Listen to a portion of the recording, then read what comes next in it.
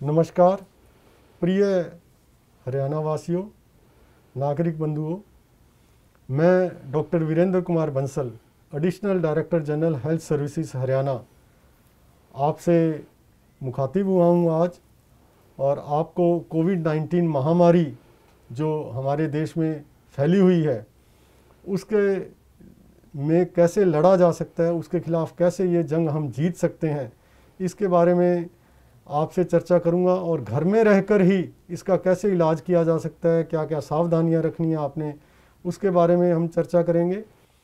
इसके लिए मेरे साथ हैं डॉक्टर वडेरा, जो कि सीनियर कंसल्टेंट हैं हमारे सामान्य अस्पताल सेक्टर 6 पंचकुला में। और हमारे साथ हैं मिश्रा जी, जो कि डिस्ट्रिक्ट आयुर्वेदा ऑफिसर हैं पंचकुला के अंदर। तो इसमें मैं बताना चाहूँगा आपको कि कोविड-19 जो महामारी पूरी दुनिया में फैली हुई है, उसका जो दूसरी लहर है पिछले कुछ दिनों से 10-15 दिनों से भारतवर्ष में पूरे में काफ़ी फैली है। और जहाँ तक मैं आंकड़ों की बात करूँ तो सभी को आपको मालूम है कि कल के आंकड़ों के अनुसार पूरे भारतवर्ष में 3 लाख से भी ज़्यादा केस एक दिन में हुए हैं। और हमारे हरियाणा भी उससे छूता नहीं है। हरियाणा में भी करीब करीब 9,000 से ज़्यादा कल की तारीख में केसेस हुए हैं। लेकिन हमें इसको हराना है, हमने इसको लड़ाई को जीतना है। इसके लिए हम आपके साथ हैं, पूरा स्वास्थ्य विभाग आपके साथ है, पूरी हरियाणा सरकार आपके साथ है। तो इसमें मैं बताना चाहूँगा कि जिस तरह से साधारण खांसी जुकाम बुखार होता है, उसी तरह के लक्षण जो है कोविड-19 में, जो एसिम्प्टोमेटिक पेशेंट्स या प्री सिम्प्टोमेटिक हम बोलते हैं या माइल्ड सिम्टम वाले बोलते हैं, उन व्यक्तियों में इस तरह के सिम्टम आते हैं, लक्षण आते हैं कि गले में खराश होती है हल्की फुल्की, या हल्का फुल्का बुखार होता है, बॉडी एक होता है, और जुकाम होता है, खांसी होती है। कई बार एक बड़ा जो है सिम्टम लक्षण देखने में आया है कि उसके लॉस ऑफ स्मेल, सूंघने की क्षमता जो है वो चली जाती है, जो कि एक बिल्कुल ही पक्का लक्षण होता है कि वो कोविड-19 से पीड़ित है। तो यदि ये लक्षण बहुत कम है और माइल्ड सिम्टम्स हैं, तो ऐसे पेशेंट्स को, जो जितने भी कोविड-19 के पेशेंट्स की मैं बात करूं, तो उसमें से 80 से 85% पेशेंट्स जो है करीब करीब ऐसे होते हैं जो कि ये माइल्ड सिम्टम्स के साथ होते हैं, थोड़े लक्षण के साथ होते हैं। और स्वतः ही जो हमारी गाइडलाइंस है कि 17 दिन पे उसने 17 दिन के अंदर होम आइसोलेशन रहना है। और उसके बाद तो हम ये कहते हैं कि टेस्ट की भी कोई कराने की ज़रूरत नहीं है कि वो पॉजिटिव है नेगेटिव है, और 17 दिन के बाद वो ठीक हो जाते हैं। उन्हें सावधानियां रखनी है कि हम होम आइसोलेशन के अंदर किस तरह से अपने आप को रख सकते हैं, सुरक्षित रख सकते हैं, ठीक हो सकते हैं, और हमारे अन्य परिवार के सदस्यों का किस तरह से हम बचाव कर सकते हैं इस बीमारी से। इसके लिए मैं डॉक्टर वडेरा से आग्रह करूँगा कि पहले ये आपको बताएं कि किस तरह से वो सेल्फ मॉनिटरिंग जो है पेशेंट कर सकता है अपने आप को, और क्या दवाइयाँ घर पे उसको लेनी चाहिए। इसके बारे में डॉक्टर वडेरा जो है आपसे चर्चा करेंगे। डॉक्टर वडेरा। शुक्रिया डॉक्टर बांसल। डॉक्टर बांसल ने आपको बहुत ही डिटेल में बताया कि कैसे मरीज़ कोरोना का आता है, जिस तरह के लक्षण होते हैं उस तरह का ही उपचार किया जाता है। सबसे पहले तो हम कोरोना के पेशेंट्स में से वो पेशेंट सिलेक्ट करते हैं जो घर पे रहकर भी स्वस्थ हो सकते हैं। ये केस सिलेक्शन के समय हम एक ध्यान रखते हैं कि अगर किसी की सुरक्षा प्रणाली सक्षम है और वो ठीक हो जाएगा कुछ दवाइयों के मदद से जो कि लक्षण के अनुसार दी जाती हैं, तो ही हम उसे कहते हैं कि आप घर पे जाकर अपना उपचार कीजिए। अगर किसी भी तरह उसकी सुरक्षा प्रणाली ठीक नहीं है, जैसे कि कुछ कैंसर के मरीज होते हैं, कुछ मरीज जो ऐसी दवाइयों पे होते हैं जिससे शरीर की क्षमता सुरक्षा प्रणाली कमज़ोर हो जाती है, तो ऐसे मरीजों को हम अपने अस्पताल में रखकर इलाज करते हैं। हम इस चीज़ का विशेष ध्यान रखते हैं कि मरीज़ के घर पे एक आदमी हो जो उसका ख्याल रख सके, बाहर से उसे जो चीज़ें चाहिए वो चीज़ें उनको दिला सके। और इसके साथ हर ज़िले में एक टीम है डॉक्टरों की, जिसको कि जैसे ही रिपोर्ट पॉजिटिव आती है मैसेज चले जाता है, मरीज़ का फ़ोन नंबर उनके पास होता है, वो उससे कांटेक्ट करते हैं, वो उसको दूरभाष के द्वारा उससे बात करते हैं, उसके सारी चीज़ें जो उसे लक्षण हैं और जो उसने दवाई देनी है उसके बारे में समझाते हैं। उसके बाद घर पे विजिट भी करते हैं और घर पर आकर मरीज को देखा जाता है। और बीच में अगर कोई उसे किसी तरह का लक्षण जो कि उसे लगता है कि मेरी तबीयत जो है वो बिगड़ रही है, वो समझाए पहले जाते हैं। और उन लक्षणों के जब खबर की जाती है फ़ोन पे टीम को, तो उसके लिए व्यवस्था की जाती है कि इसका अगर टेस्ट होना है तो टेस्ट कराया जाए, अस्पताल शिफ्ट होना है तो अस्पताल शिफ्ट करवाया जाए, कोई दवा देनी है तो वो दवा दी जाए। तो इसमें हम सबको पता है कि कोरोना का मरीज जो आता है वो केवल और केवल बुखार के साथ आ सकता है। उसको सर दर्द हो सकता है, शरीर की मांसपेशियों में दर्द हो सकता है, मरीज को नज़ला, जुकाम, खांसी, बलगम, पेशेंट जो मरीज होता है उसको जो खाने को चखने की क्षमता है वो ख़त्म हो सकती है, सूंघने की ख़त्म हो सकती है, सांस की दिक्कत हो सकती है, छाती में दर्द हो सकता है। उस मरीज़ की बात करने की क्षमता, स्पीच जिसे हम कहते हैं, बोलने में भी कई बार दिक्कत आती है। शरीर पर नीले नीले धब्बे भी आ सकते हैं। मरीज़ को लगातार उसका पेट खराब हो सकता है, मरीज़ को उल्टियाँ लग सकती हैं, टट्टियाँ लग सकती हैं। इन सब लक्षणों के अनुसार मरीज़ को उसकी दवाइयों के बारे में बताया जाता है। ये ज़रूरी नहीं कि जो पहले दिन उसकी स्थिति हो वो तीसरे, पाँचवें या सातवें दिन रहे। हम एक एक दिन छोड़कर मरीज़ को हमेशा मॉनिटरिंग करते रहते हैं कि अगर उसकी स्थिति सुधरती या बिगड़ती है, उसको उसके बारे में जागरूक किया जाए और क्या दिक्कत हो सकती है उसके बारे में पूर्ण रूप से एक तो पहले समझाते हैं, फिर उसके बीच में समझाते हैं। और 10 दिन तक हमारी टीम हर केस के साथ चलती है।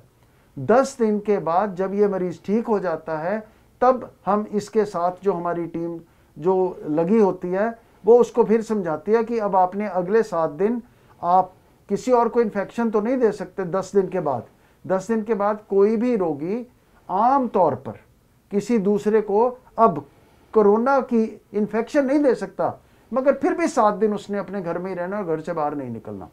परिवार के बाकी सदस्य जो हैं उनको भी उसके बाद देखा जाता है कि कहीं उनमें से किसी की तबीयत तो नहीं बिगड़ रही। अब अगर मरीज को बुखार आ रहा है, हम सिंपल पैरासीटामोल की गोली देते हैं, वो आप हर बीमारी के लिए लेते हो। अगर उसको नज़ला जुकाम है, हम एलर्जी की दवाई देते हैं जो आप वैसे भी लेते हो। अगर मरीज को पेट खराब होता है तो उसके लिए भी वही दवाई जो आपको वैसे उल्टियों के लिए, टट्टियों के लिए दी जाती है, सेम दवाई दी जाती है। कोरोना की कोई भी ऐसी दवाई नहीं है जो कि आपको घर पे दी जाए जिससे कि आप इस चीज़ के लिए स्पेशली वो दवाई मिलने से ही ठीक होंगे। जो एंटीबायोटिक दिए जाते हैं वो भी वही एंटीबायोटिक है, चाहे एजिथ्रोमाइसिन है, चाहे डॉक्सीसाइक्लिन है, वो हम आम भी यूज़ करते हैं। अगर कोई भी विशेष तौर पर कोरोना की दवाई देनी है वो केवल और केवल डॉक्टर डिसाइड करता है। और अगर किसी ऐसी दवाई की ज़रूरत पड़ती है जिसमें कि एक स्टीरॉइड्स आपने सुना होगा, रेमडेसिविर सुनी होगी, वो सब दवाइयाँ जो हैं उसके जिस जिस तरह से प्रावधान बने हुए हैं, जिस जिस तरह से उसकी ज़रूरत है, ज़रूरत अनुसार दी जाती है। और पेशेंट ने अपने घर जाके उसे समझाया जाता है कि तूने अपना नब्ज़ देखनी है, अगर किसी को ब्लड प्रेशर की बीमारी है ब्लड प्रेशर देखनी है, जो शुगर के लोग हैं वो शुगर की दवाई वैसे ही लेते रहेंगे, अपने शुगर की जो है वो टेस्ट करते रहेंगे, जितनी शुगर की मात्रा है उसके अनुसार हमारे डॉक्टर से संपर्क करते हैं तो उनकी दवाई बढ़ानी घटानी जो है वो करते रहते हैं। इन सारी चीज़ों में आपने जो सबसे ज़्यादा ज़रूरी चीज़ है वो है कि आपने ये देखना कि आपके शरीर में जो ऑक्सीजन की मात्रा है वो पर्याप्त है कि नहीं। ऑक्सीजन की मात्रा पर्याप्त देखने के लिए हम एक स्पेशल इंस्ट्रूमेंट होता है जिसे पल्स ऑक्सीमीटर कहते हैं। इस पल्स ऑक्सीमीटर को ठीक ढंग से अगर आप यूज़ करो तो ये आपको आपके शरीर में ऑक्सीजन की कितनी मात्रा है बहुत अच्छी तरह से बता देता है। केस सिलेक्शन, ठीक मरीज चुनना जिसको घर भेजा जाए, सबसे बड़ा स्टेप है। घर पे जाकर बात तब बनेगी जब वो मरीज जिसे चुना गया है इस आश्वासन पर कि ये अपना बाथरूम अलग यूज करेगा, अपना कमरे में रहेगा, बाकियों से मिक्स नहीं होगा, अगर ये बातें करेगा तो उसका परिवार ठीक रहेगा, नहीं तो उसका परिवार पीड़ित हो जाएगा। पर उसके साथ उसको ये भी पता होना चाहिए मेरे कपड़े जो हैं उन पे विषाणु आ सकते हैं, मेरे खाने के जो बर्तन हैं वो उनसे भी मेरे परिवार को दिक्कत हो सकती है। परिवार वाले ग्लव्स पहन के, दस्ताने पहन के आएंगे, मास्क सारे हर टाइम लगा के रखेंगे और जो मरीज है वो भी मास्क नहीं उतारेगा, और पहले 10 दिन मरीज किसी भी तरह अपने किसी भी परिवार वाले के साथ नहीं मिले जुलेगा। अगर आप इस चीज का विशेष ध्यान नहीं रखेंगे, आपके प्रियजन इस बीमारी से पीड़ित हो जाएंगे। हो सकता है आपकी सेहत अच्छी हो, आपके शरीर की सुरक्षा प्रणाली में ये क्षमता हो कि वो इस बीमारी से आपको निकाल लेगी, पर घर के किसी बच्चे को या बुजुर्ग को हो सकता है ना हो ये, तो उसका नुकसान ज्यादा हो सकता है। होम आइसोलेशन में हम आप पर विश्वास करते हैं कि आप जो चीजें हमने बताई हैं आप उन्हीं को जाके घर में करोगे, और अगर आपको कोई दिक्कत हुई तो आप हमें बताओगे। हमने देखा है कि अगर पेशेंट अपना लेट बताता है तो हमें दिक्कत होती है उसको मैनेज करने में। हमें उसको टाइम बताना है, ब्लड टेस्ट कब कराने हैं, सीटी स्कैन कब कराना है। तो इस चीज़ के साथ अब मैं डॉक्टर साहब को रिक्वेस्ट करूंगा कि वो बताएं कि जो बीमारी के लक्षणों को कंट्रोल करने वाले उपचार हम करते हैं, उसके अलावा कुछ ऐसे हमारे कई सदियों से ये आयुर्वेदिक पद्धति चल रही है, इसमें हमारे शरीर की सुरक्षा प्रणाली को अच्छा बनाने के लिए कई ऐसी चीज़ें हैं जिनका सारी दुनिया में नाम है अब। तो मैं डॉक्टर साहब से आग्रह करूंगा कि वो आपको उन सब चीज़ों के बारे में बताए जो खाने की हैं, सेवन करने की हैं या कुछ करने की, जिससे कि हमारे मरीज को हमारी दवाइयों के साथ साथ उसकी सुरक्षा प्रणाली से भी वो मदद मिले कि वो कोरोना की बीमारी के साथ विजयी होकर बाहर निकले और स्वस्थ जीवन व्यतीत करे। शुक्रिया। धन्यवाद डॉक्टर साहब, आपने काफ़ी विस्तृत रूप से इस वैश्विक महामारी के बारे में, होम आइसोलेशन में रह रहे मरीजों को बताया है। और अब मैं आयुर्वेदिक जो हमारी प्राचीन चिकित्सा प्रणाली है, इससे हम कैसे इन आयुर्वेद के सिद्धांतों से, आयुर्वेद में बताए हुए जो ज्ञान हैं, उनको पालन करते हुए हम इस बीमारी से निजात पा सकते हैं। आयुर्वेद जिसका प्रयोजन ही है स्वस्थस्य स्वास्थ्य रक्षणम, अपने स्वास्थ्य की रक्षा हम कैसे करें। और होम आइसोलेशन में रह रहे मरीजों के लिए हम इस पे दो पहलू पर फोकस करेंगे।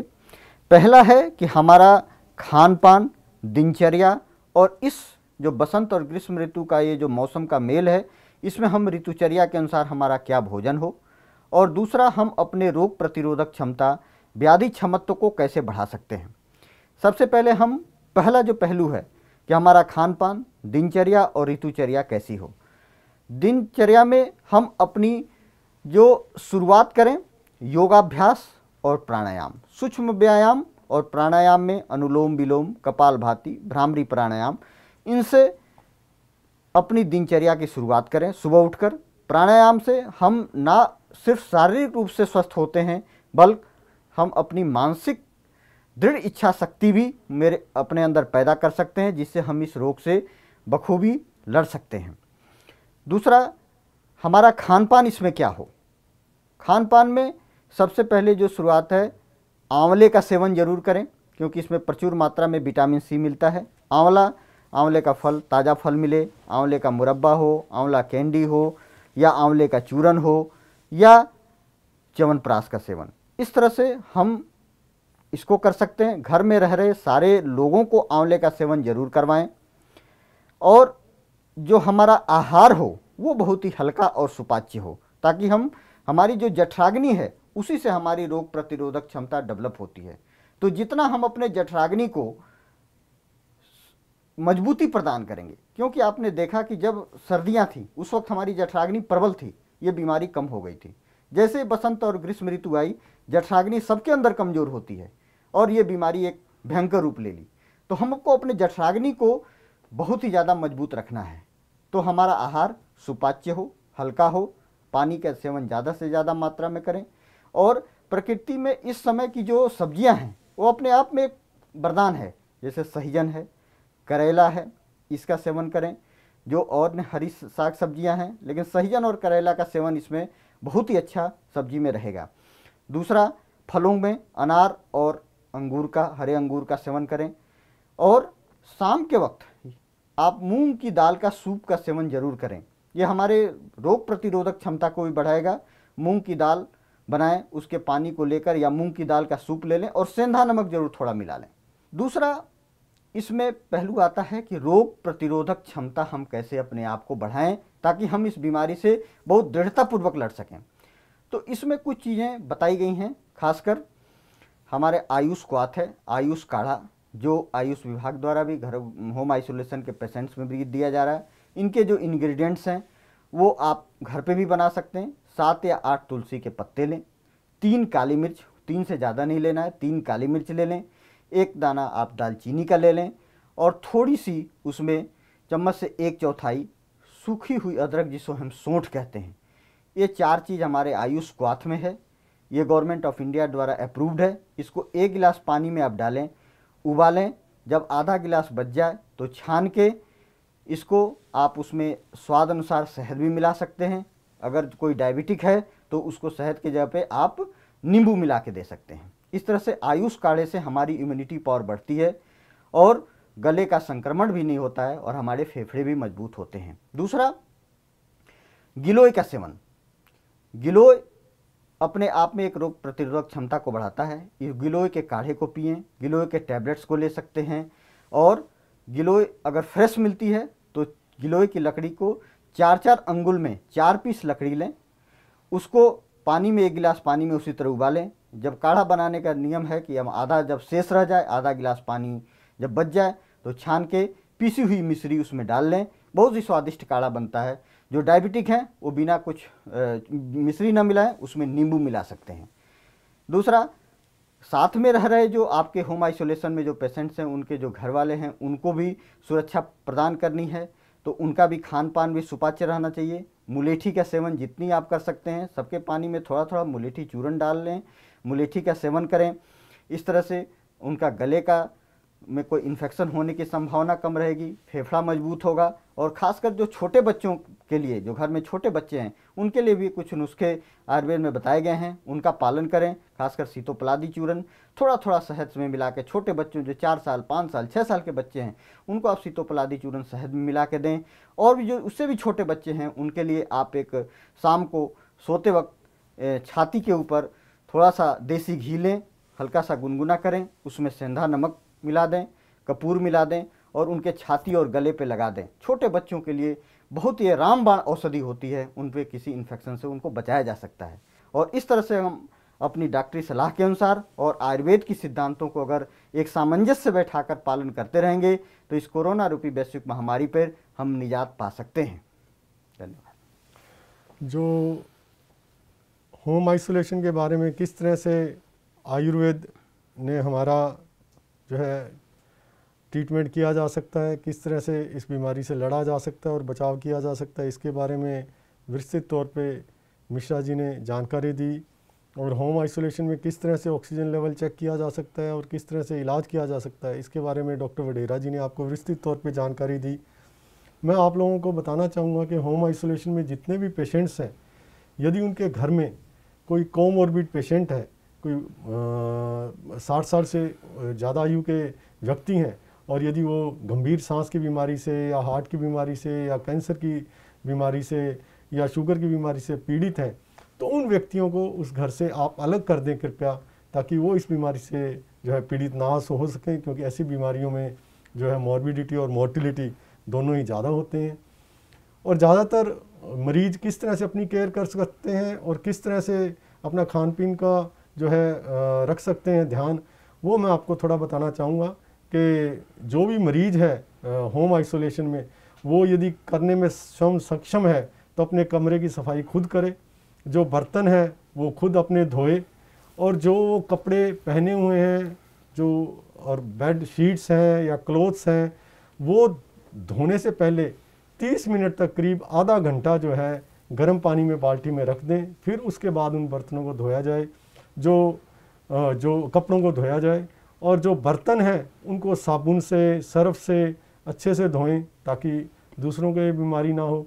और यदि कोई व्यक्ति होम आइसोलेशन में स्वयं सक्षम नहीं है सफाई करने में कमरे की या इन चीज़ों की, तो उसके लिए जो है जो केयर गिवर जो हम साथ में लगाते हैं जब होम आइसोलेशन में पेशेंट होता है, तो केयर गिवर उनके कमरे में जा सकता है। तो इन्हीं सभी बातों के साथ और होम आइसोलेशन की हमने आपको गाइडलाइंस बताई हैं कि किस तरह से बर्तनों का ध्यान रखा जा सकता है, किस तरह से कपड़ों का ध्यान रखा जा सकता है, किस तरह से स्वयं का ध्यान रख सकता है। इसके साथ में मैं इस चर्चा को यहीं पर समाप्त करना चाहूँगा। मैं धन्यवाद देता हूँ डॉक्टर वडेरा जी को जो हमारे साथ जुड़े। मैं धन्यवाद देता हूँ डॉक्टर मिश्रा जी को जो हमारे साथ जुड़े। बहुत बहुत धन्यवाद।